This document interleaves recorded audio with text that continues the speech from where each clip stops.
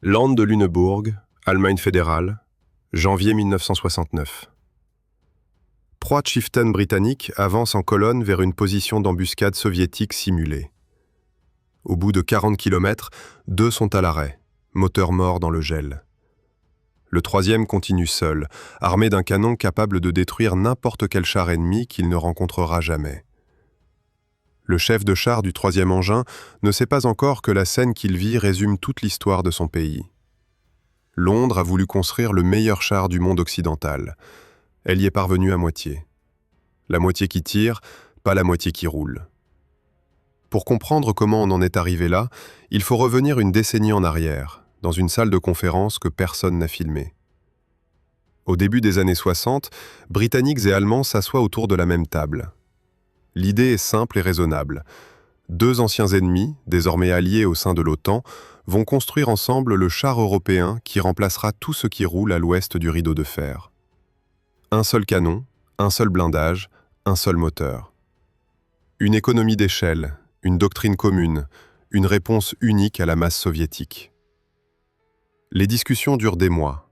Elles échouent sur presque tout.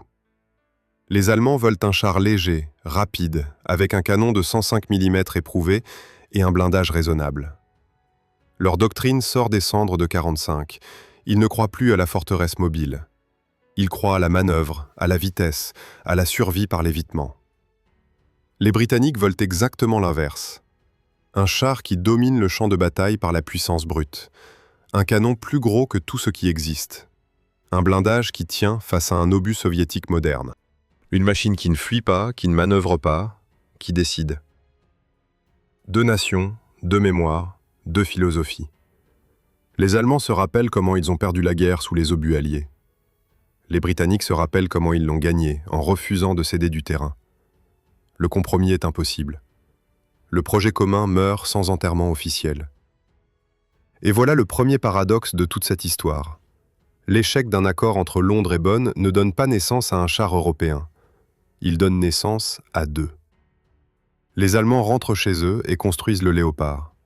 Les Britanniques rentrent chez eux et construisent le Chieftain. L'Europe occidentale se retrouve avec 2 chars incompatibles, 2 chaînes logistiques séparées, 2 standards industriels divergents. Le rêve d'une OTAN économiquement rationnelle est mort avant même d'exister. À Londres, les ingénieurs n'ont aucune intention de faire un char ordinaire. La philosophie est dictée au plus haut niveau. Si le char britannique doit exister seul, il sera le plus puissant au monde. Le canon choisi est un 120 mm rayé, désigné L11. À l'époque, c'est une démesure. Les Américains ont du 105 mm sur leur M60. Les Soviétiques viennent de passer au 115 mm lisse sur le T-62. Le standard occidental, c'est le 105. Les Britanniques montent directement d'un cran au-dessus de tout ce qui existe. Ce canon est un monstre. Il peut percer n'importe quel blindage soviétique connu à des distances où les autres chars occidentaux commencent à peine à distinguer leur cible. Sur le papier, c'est la supériorité absolue. En un seul coup, Londres prend 20 ans d'avance sur le reste de l'OTAN en matière de puissance de feu. Aucun autre char occidental n'aura un canon équivalent avant la fin des années 70. Pendant que les canonniers britanniques apprennent à aimer leur nouveau monstre, les concepteurs travaillent sur une autre idée, plus discrète, plus perverse. Ils veulent baisser la silhouette du char autant que physiquement possible. Moins le char est haut, plus il est difficile à toucher. La logique est impeccable. L'exécution est radicale. Ils décident de coucher le pilote. Le conducteur d'un Chieftain ne s'assoit pas, il s'allonge. Semi-couché sur le dos, il regarde la route à travers un périscope, les pieds posés sur les pédales qui remontent vers son visage. Les recrues perdent leurs repères pendant les premières heures. Certains vomissent, d'autres s'endorment à l'arrêt. Mais la silhouette du char gagne plusieurs précieux centimètres. À 3000 mètres sur un terrain ouvert, ces centimètres font la différence entre une cible et un fantôme. Le blindage suit la même logique d'excès. Le Chieftain est lourd, très lourd. Plus de 50 tonnes, alors que le Léopard allemand ne dépasse pas les 40. Cette masse est le prix de la protection. Les Britanniques assument. Ils ne veulent pas un char qui fuit, ils veulent un char qui encaisse.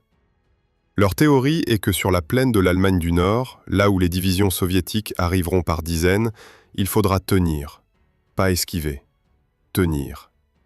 Et c'est là que la réalité commence à grincer.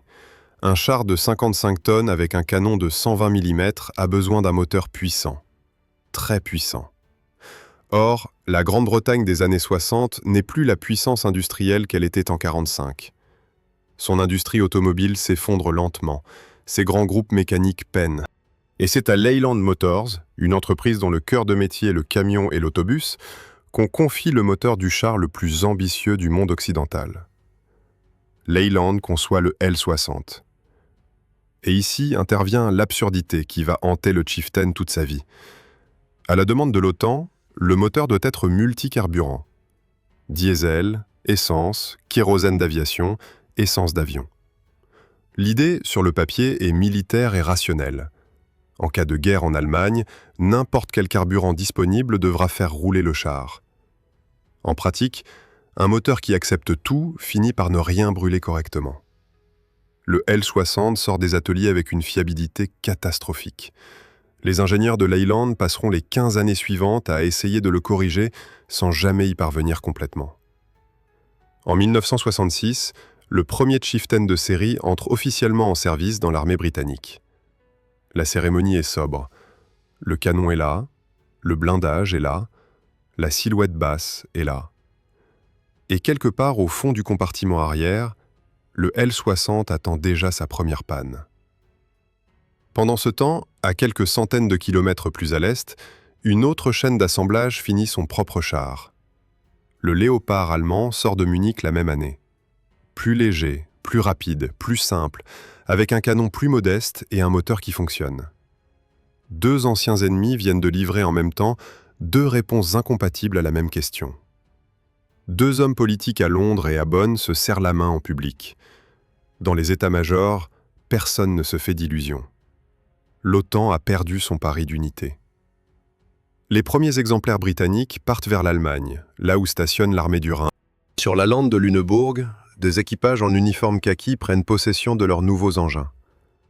Le jour de la livraison, les photographes officiels capturent des sourires.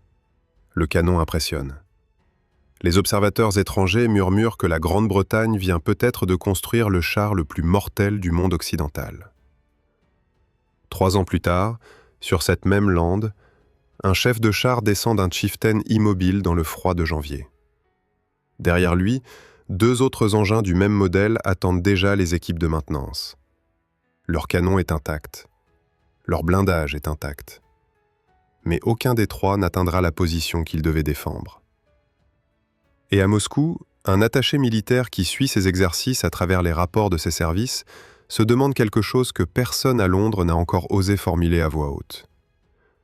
Si le meilleur char de l'OTAN ne peut pas rouler jusqu'au champ de bataille, à quoi sert-il d'avoir le meilleur canon ?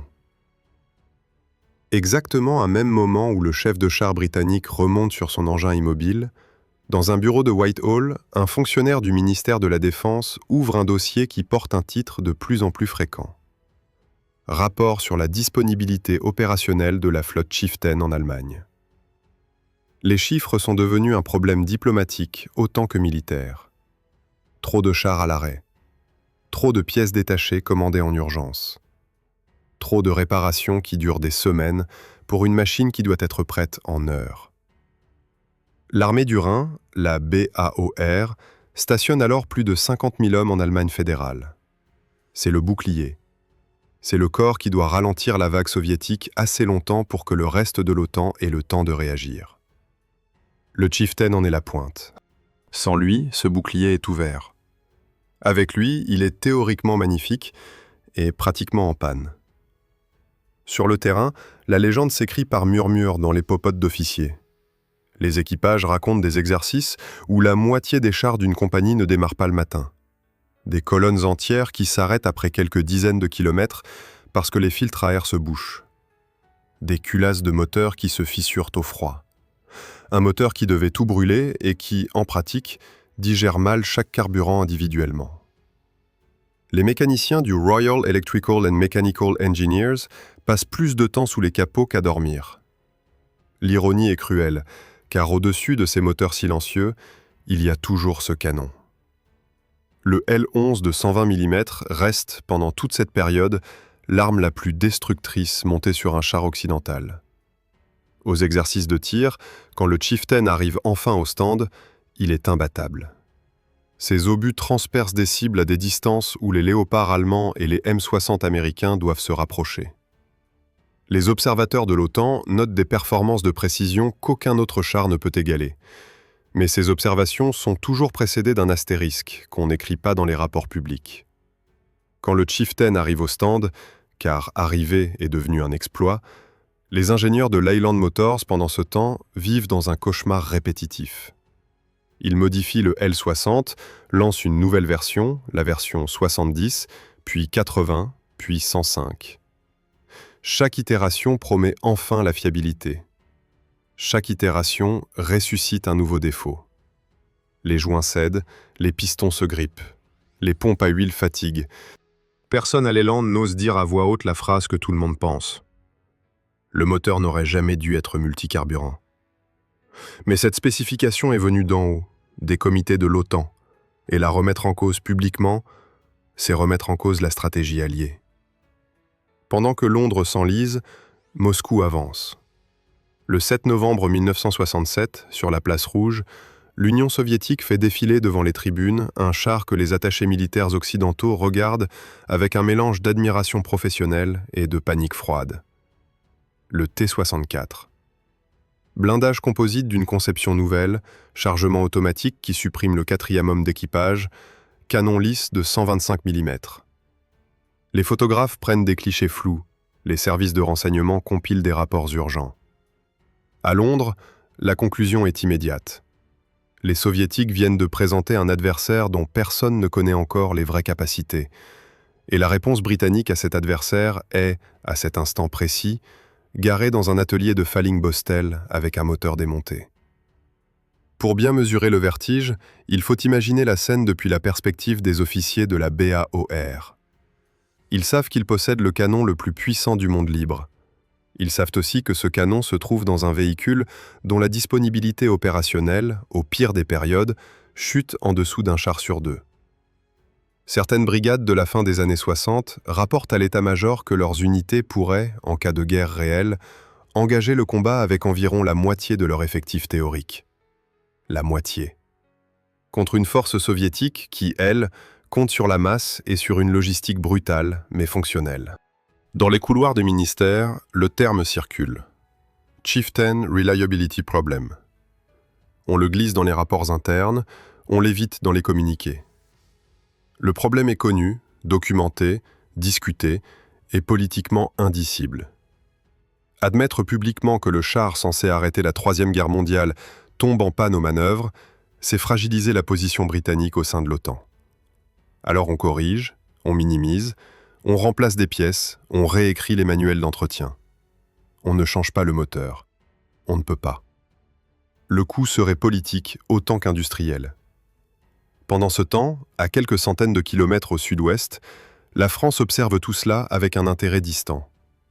Paris, sorti du commandement intégré de l'OTAN en 1966, construit sa propre réponse à la question soviétique. L'AMX-30 entre en service presque simultanément au Chieftain. Mais la philosophie française est l'exact opposé de la britannique. Paris choisit la vitesse contre la protection. Un char de 36 tonnes, rapide, maniable, avec un canon de 105 mm et un blindage volontairement léger. La doctrine française assume ouvertement que le blindage moderne ne sauve plus contre les projectiles à charge creuse soviétiques. Alors, autant ne pas transporter du poids inutile et compter sur la mobilité. Deux anciennes puissances impériales, deux réponses diamétralement opposées, la même adversaire à l'Est. Et une même arrière-pensée silencieuse dans les deux états-majors. Aucun des deux pays ne peut plus se permettre industriellement ce qu'il exige doctrinalement. Londres veut un char imposant, mais son industrie peine à le faire fonctionner. Paris veut un char rapide, mais son blindage est déjà obsolète face aux nouveaux obus. Deux empires déchus qui habillent leur décroissance en choix stratégiques. Sur le terrain allemand, les exercices continuent. Bien que truffée de pannes, la flotte Chieftain participe à toutes les grandes manœuvres de l'OTAN. Les équipages apprennent à composer avec leurs machines comme avec un animal capricieux. Ils emmènent des pièces détachées en colonne. Ils savent à l'avance quels exemplaires lâcheront lesquels. Ils développent des astuces que les manuels officiels n'enseigneront jamais. Des réparations improvisées au froid, des redémarrages obtenus par des méthodes que les ingénieurs de Leyland jugeraient hérétiques. Un chef de char du Royal Tank Regiment, posté en Basse-Saxe, résume la situation à sa manière quand un officier américain en visite lui demande si le Chieftain est vraiment aussi fiable qu'on le dit. L'officier britannique, sans lever les yeux de son gobelet, répond que le Chieftain est parfaitement fiable. Il tombe en panne exactement chaque fois qu'on en a besoin. Cette boutade circule dans les messes d'officiers. Elle est entendue, répétée, amplifiée. Elle arrivera plus tard jusqu'aux journalistes spécialisés qui l'adouciront. Mais elle capture une vérité que les chiffres officiels maquillent. Un char n'est pas défini seulement par ce qu'il peut faire au mieux de sa forme. Il est défini par ce qu'il peut faire en moyenne, en hiver, après 3 jours de manœuvre, avec un équipage fatigué et un carburant impur. Par cette mesure-là, le Chieftain, pendant une grande partie de sa carrière britannique, n'est pas le meilleur char du monde occidental. Il est le meilleur char à l'arrêt du monde occidental. Et pourtant, à Londres, un autre dossier commence déjà à circuler. Plus épais, plus intrigant. Un client potentiel s'intéresse au Chieftain. Pas un allié de l'OTAN, pas un pays du Commonwealth. Un souverain lointain qui parle de quantités que l'armée britannique elle-même n'a jamais osé commander. Dans les bureaux du ministère, on commence à calculer ce que ce contrat pourrait rapporter à une économie essoufflée. Et certains se posent, à voix basse, une question qui deviendra explosive dans les années à venir. Peut-on vendre à un homme le char qu'on n'arrive pas encore à faire rouler chez soi? Téhéran, printemps 1977. Dans un palais où les lustres pèsent plus que les blindages, Mohamed Reza Pahlavi reçoit une délégation militaire britannique. Le Shah ne pose pas de questions techniques, il pose une seule question politique. Combien de Chieftain la Grande-Bretagne peut-elle lui vendre, et dans quel délai? Les officiers britanniques échangent un regard que leurs rapports officiels ne décriront jamais. Le chiffre que le Shah vient de mentionner dépasse ce que leur propre armée possède. Pour comprendre cette scène, il faut remonter au début des années 70, quand le Shah décide que l'Iran ne sera plus jamais une puissance de second rang. Son pays nage sur une mer de pétrole dont le prix vient de quadrupler après la crise de 73. Les revenus de l'État explosent. L'homme qui règne à Téhéran a un projet clair: transformer l'Iran en 5e puissance militaire mondiale dans la décennie. Pour cela, il lui faut tout, et il lui faut le meilleur. Des chasseurs américains F-14, des destroyers britanniques, des chars. Beaucoup de chars. Londres se retrouve face à un paradoxe qui va devenir la signature de cette décennie. Au même moment où la BAOR en Allemagne réclame des budgets supplémentaires pour maintenir une flotte de Chieftain techniquement problématique, un client étranger propose de payer en devise forte un nombre de machines que l'armée britannique n'a jamais osé demander à son propre trésor. Le contrat iranien représente, à lui seul, plusieurs centaines de chars, auxquels s'ajouteront progressivement des commandes complémentaires pour une version améliorée. Les chiffres exacts varient selon les sources, mais l'ordre de grandeur est sidérant. L'Iran est en train de devenir le premier parc mondial de Chieftain, devant la Grande-Bretagne elle-même. Au ministère de la Défense, les militaires poussent des cris. Ils voient partir vers le golfe Persique des machines qu'ils auraient voulu voir garées en Rhénanie. Le Foreign Office, lui, salive. Un contrat iranien massif, c'est une bouffée d'oxygène pour une balance commerciale asphyxiée, des emplois maintenus dans les usines du nord de l'Angleterre, une présence géopolitique au seuil du Golfe à un moment où l'Empire britannique officiel n'existe plus que dans les manuels d'histoire. Le compromis, comme souvent à Londres, se tranche au plus haut niveau. L'Iran aura ses chars. L'armée britannique attendra les siens. Et ce n'est pas tout. Le Shah ne veut pas le Chieftain standard. Il veut mieux. Il veut une version pensée pour ses déserts, pour ses ambitions, pour son image. Les Britanniques lancent alors un programme spécifique, connu sous 2 appellations successives, Shir-Iran, puis Shir-2, ce qui signifie « lion » en persan. Cette version intègre un moteur entièrement repensé, un système de conduite de tir moderne, un blindage de nouvelle génération. Les ingénieurs de Vickers et des autres acteurs de l'industrie britannique construisent pour Téhéran le char qu'ils ne construiront jamais pour eux-mêmes. C'est une absurdité documentée par l'histoire. Le meilleur chieftain au monde n'est pas destiné à défendre l'Allemagne contre les Soviétiques. Il est destiné à défiler dans les steppes iraniennes pour impressionner les voisins arabes. Une anecdote circule dans les milieux industriels britanniques de l'époque. Un cadre supérieur d'une usine de blindés aurait confié à un journaliste que si l'armée de sa propre nation avait commandé la moitié de ce que commandait l'Iran, le problème du L-60 aurait été résolu depuis 5 ans. Ce n'est pas seulement un trait d'esprit, c'est une vérité industrielle. Les volumes massifs iraniens permettaient enfin des économies d'échelle sur des composants que la commande britannique nationale, modeste et étalée, ne justifiait jamais. Téhéran finance, sans le savoir, le perfectionnement d'une machine dont Londres ne profitera pas. Sur le terrain iranien, les livraisons commencent.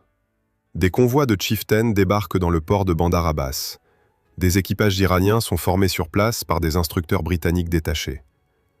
Certains de ces instructeurs apprennent des traits de caractère du chieftain à leurs élèves persans que les manuels officiels n'admettent pas. Comment redémarrer le moteur après une surchauffe? Comment diagnostiquer une fuite d'huile avant qu'elle ne paralyse la transmission? Comment vivre avec une machine capricieuse dans un climat qui, à chaque été, teste ses limites thermiques? Les étés iraniens, avec leurs 50 degrés dans le désert, exposent le L-60 à des conditions pour lesquelles il n'a jamais été conçu. Le moteur, déjà fragile sous la pluie allemande, devient franchement hostile sous le soleil persan. Pendant ce temps, le Shah multiplie les parades. Des chieftains neufs paradent à Téhéran devant les ambassadeurs étrangers. Des photos officielles montrent leur silhouette basse dans la poussière dorée des plaines de Qazvin. L'armée impériale iranienne se positionne ouvertement comme le gendarme du Golfe, le pilier de la stabilité occidentale face à un Irak baasiste et à des régimes arabes dont la fidélité à l'Occident fluctue. Washington approuve. Londres encaisse. Paris observe, un peu jalouse, car l'AMI-30 français n'a jamais convaincu le Shah au même niveau. Mais derrière la façade des parades, la société iranienne craque. Dans les bazars, la colère monte contre une modernisation brutale et inégale. Dans les mosquées, un clergé chiite dont Londres n'a jamais vraiment étudié les textes commence à mobiliser des foules que personne ne prend au sérieux dans les cocktails diplomatiques. À l'automne 78, les manifestations se multiplient. Les rapports des attachés militaires occidentaux oscillent entre inquiétude croissante et relativisation systématique. Le Shah tient, le Shah vacille, le Shah tiendra. Le Shah ne tient pas. En janvier 79, il quitte l'Iran pour ne jamais y revenir. Quelques semaines plus tard, l'ayatollah Khomeini atterrit à Téhéran. La révolution est consommée. Et quelque part sur les quais d'un port britannique, un cargo achève son chargement de Shir II, destiné à une armée impériale qui vient officiellement de cesser d'exister. La suite relève de la comédie administrative, si elle n'avait pas été aussi coûteuse. Des chieftains déjà livrés restent sur le sol iranien, désormais propriété d'un régime que Londres ne reconnaît qu'avec des pincettes. Des Shir II à moitié finis attendent dans les usines britanniques, construits pour un client qui n'existe plus et dont le successeur ne paiera pas.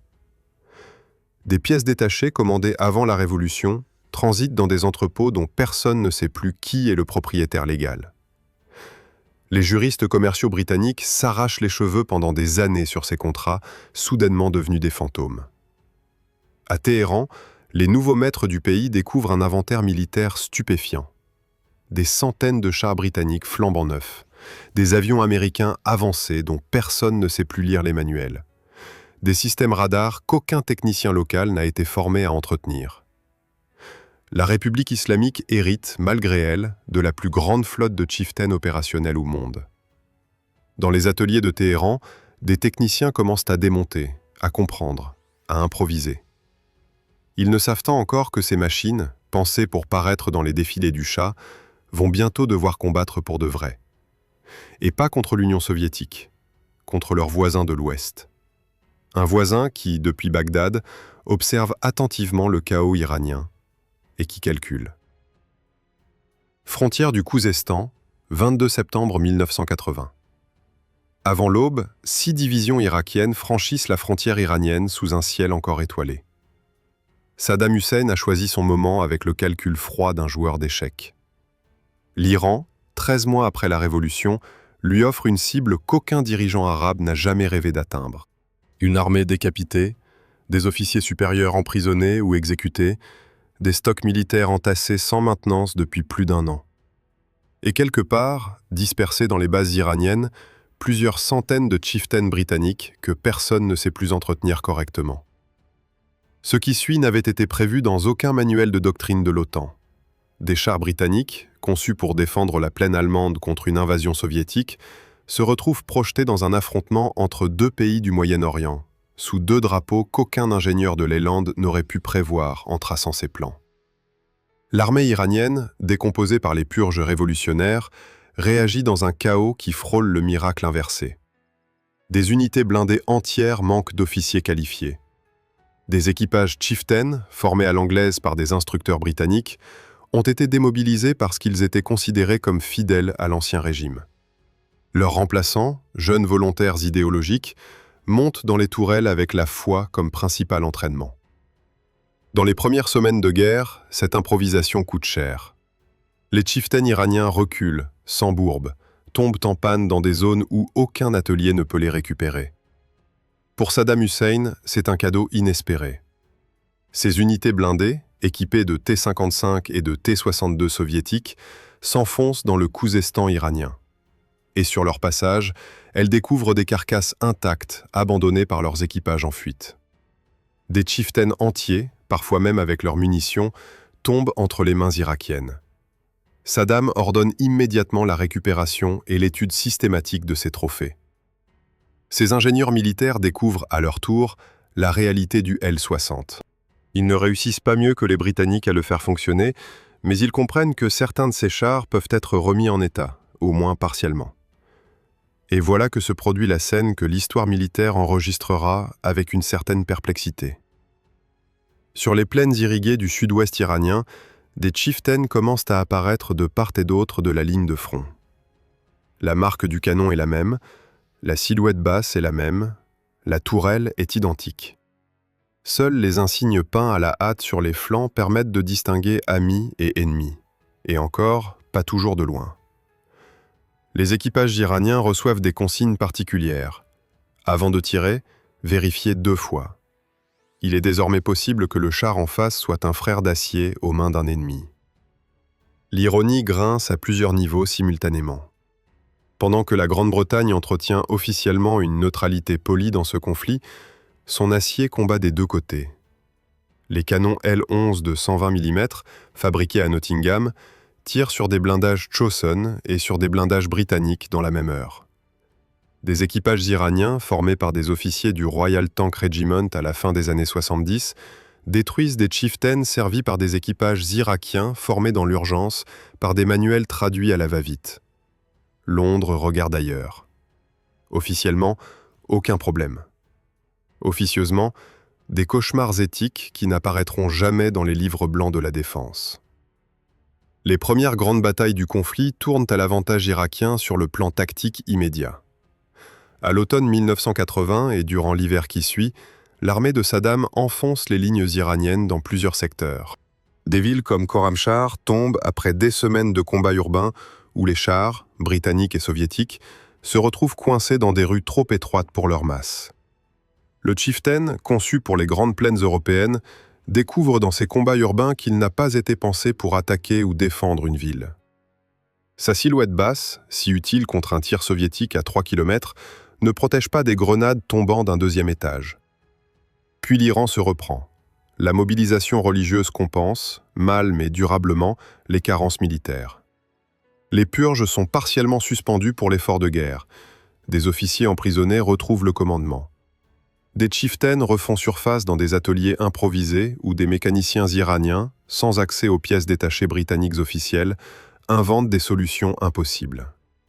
Des moteurs L-60 sont entretenus avec des pièces fabriquées localement, parfois d'une qualité discutable, parfois étonnamment bonne. Le marché noir du blindé se développe, à travers des intermédiaires opérant depuis la Turquie, Singapour, Hambourg, des pays qui fournissent officiellement des clients totalement différents. Londres ferme les yeux sur certains flux, en bloquent d'autres, sans cohérence publique. Une anecdote restée dans les témoignages d'anciens combattants iraniens résume la bizarrerie de ce conflit. Un chef de char iranien, interrogé bien plus tard, raconte avoir détruit un chieftain irakien lors d'un engagement dans la région de Desfoul. En examinant la carcasse ennemie, il aurait reconnu un numéro de série proche de celui de son propre char. Les deux machines étaient probablement sorties de la même chaîne d'assemblage en Angleterre, à quelques semaines d'intervalle, une douzaine d'années plus tôt. Elles s'étaient retrouvées en face, dans le même désert, avec des équipages qui n'auraient jamais dû se connaître.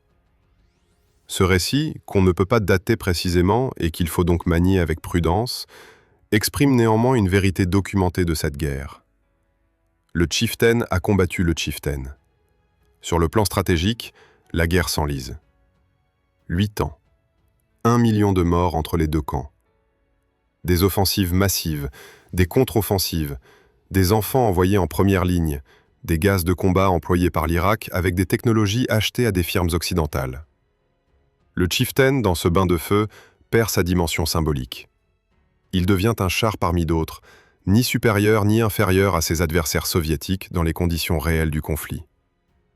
Les deux camps découvrent que ce qui tue un char à l'époque, ce n'est plus vraiment la doctrine d'emploi ou la qualité du blindage, c'est la densité des missiles anti-chars, des mines, des tirs indirects d'artillerie lourde.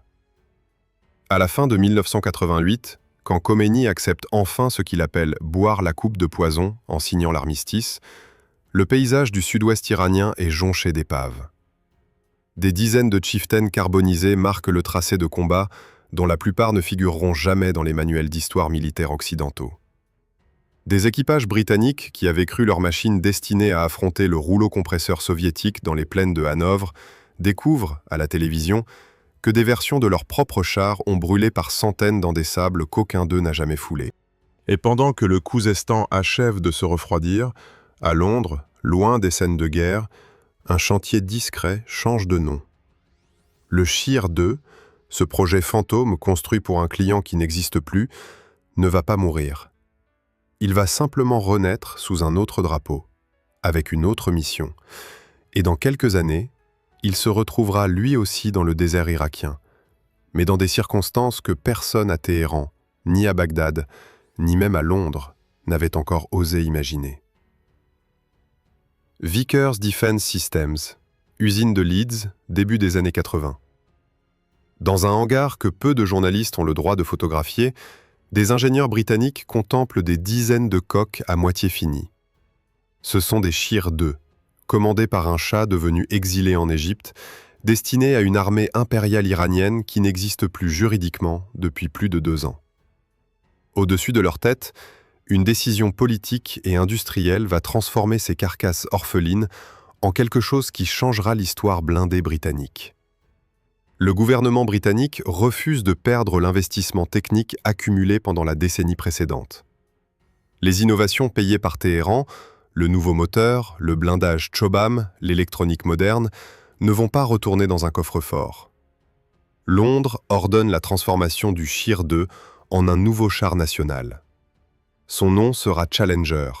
Sa mission, remplacer progressivement le Chieftain dans les unités britanniques stationnées en Allemagne. Le paradoxe est total. L'armée britannique n'aurait jamais commandé ce char à ce prix, ni à cette spécification. Elle l'hérite gratuitement d'un contrat iranien annulé par une révolution qu'elle n'avait pas vu venir. Le Challenger 1 entre en service à partir de 1983. Il intègre tout ce que le Chieftain n'avait jamais eu. Un moteur qui fonctionne, un blindage composite d'une génération nouvelle, un système de conduite de tir enfin moderne. Les équipages qui font la transition depuis le Chieftain décrivent l'expérience comme un changement d'époque. Certaines anciennes habitudes se perdent, comme cette méfiance permanente envers le moteur, réflexe que les vétérans de la BAOR avaient intégré dans leur système nerveux. Et puis, en août 1990, Saddam Hussein envahit le Koweït. La coalition occidentale se forme. La Grande-Bretagne envoie une division blindée dans le désert saoudien. Au cœur de cette division, des Challenger 1 prennent position. Ce sont pour la plupart les héritiers directs des machines prévues pour le Shah. Par un enchaînement que personne n'aurait écrit dans un scénario, Ces chars vont combattre dans la région même où l'Iran affrontait l'Irak 2 ans plus tôt. La même poussière, un autre ennemi, le même désert. Le 24 février 91, l'offensive terrestre commence. Pendant 100 heures, le Challenger 1 détruit des T-55 et des T-62 irakiens, certains d'entre eux étant d'anciens frères d'armes capturés aux Iraniens 10 ans plus tôt. Les équipages britanniques rapportent des destructions de blindés à des distances parfois supérieures à 5 km, ce qui dépasse tout ce que leur père avait imaginé en traçant les premiers plans du Chieftain. La victoire est écrasante, et elle signifie, sans qu'on le dise à voix haute, quelque chose que Londres savoure avec un goût amer. Le char construit pour le Shah a gagné la guerre que le Chieftain n'a jamais menée pour son propre drapeau. À la même période, dans les garnisons britanniques d'Allemagne, les derniers Chieftains quittent progressivement le service opérationnel. Les années 90 voient la BAOR elle-même disparaître, symptôme d'un ordre mondial qui n'a plus besoin de barrer la route à une armée soviétique qui n'existe plus. Des Chieftains sont désarmés, découpés, vendus comme cibles d'entraînement, convertis en véhicules de dépannage. Quelques-uns échouent dans des musées, où des visiteurs du samedi photographient avec indifférence le canon qui terrifiait autrefois les planificateurs du pacte de Varsovie. Mais loin de ces cimetières honorables, une autre histoire continue sans bruit. Dans les bases blindées de la République islamique d'Iran, des chieftains survivent. Ils ont vécu la révolution, 8 ans de guerre contre l'Irak, les sanctions occidentales des décennies successives, l'impossibilité quasi totale d'obtenir des pièces détachées britanniques officielles. Des techniciens iraniens ont appris à fabriquer eux-mêmes les composants manquants. Des programmes de modernisation locaux ont remplacé des éléments d'origine par des copies persanes, parfois par des adaptations d'origine soviétique, puis russe. Le char a cessé d'être entièrement britannique. Il est devenu un hybride, un chieftain téhéranais, une créature qu'aucun ingénieur de Leeds ne pourrait complètement reconnaître. En 2026, des estimations crédibles indiquent que plusieurs dizaines de chieftains, probablement plus de 100 dans différents états de service et de stockage, restent inscrits dans les effectifs iraniens. Des machines conçues dans les années 60, livrées dans les années 70, engagées dans la guerre la plus meurtrière du Moyen-Orient dans les années 80, et toujours comptabilisées comme matériel de combat plus d'un demi-siècle après leur première sortie d'usine. Un char dont la fiabilité fut légendaire pour les mauvaises raisons, continue d'être entretenu par un régime que Londres n'aurait jamais cru durable. Cette longévité n'est pas une gloire mécanique, elle est un verdict économique. Quand tu ne peux pas remplacer, tu réparas. L'ironie ultime se loge dans un détail presque comique.